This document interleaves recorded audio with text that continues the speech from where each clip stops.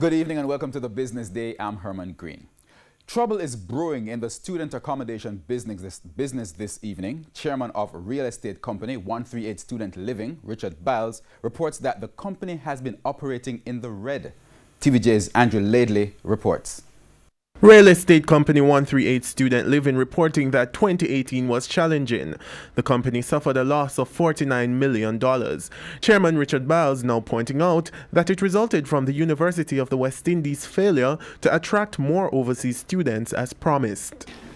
First of all, the university has not been able to provide that flow of North American students who could pay the kinds of rates that were envisaged in the model when the model was developed and built.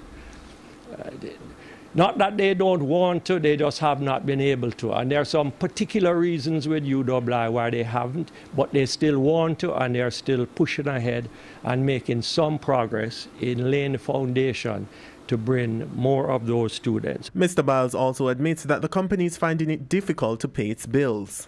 Utilities, I think this is something every one of us can relate to.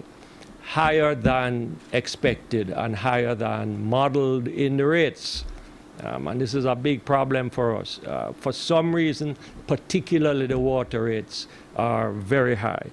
Despite the troubling trend, Mr. Biles says there's still hope for the business. But all of these things, in my view, are just setbacks. They are not knockouts. And I remain optimistic about the future of 138. 138 Student Living says an agreement had been reached with the UWI to delay the construction of more rooms until they are needed. Andrew Laidley, TVJ News. Jamaica's credit rating has been upgraded to the highest it has been in more than 10 years. Ratings agency Fitch today upgraded Jamaica's rating from single B to B+.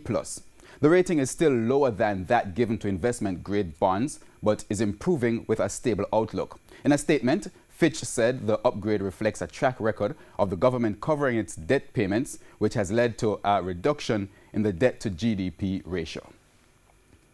We go on to currency trading as the US dollar ended the day selling for $133.50. The Canadian dollar sold for $101.38. The pound sterling is going for $171.53, while the euro sold for $154.81.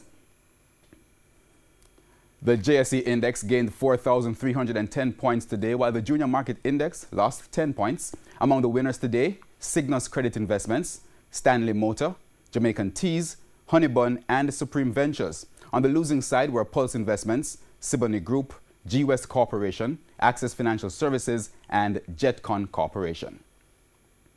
And that wraps up the Business Day. I'm Herman Green. Good evening.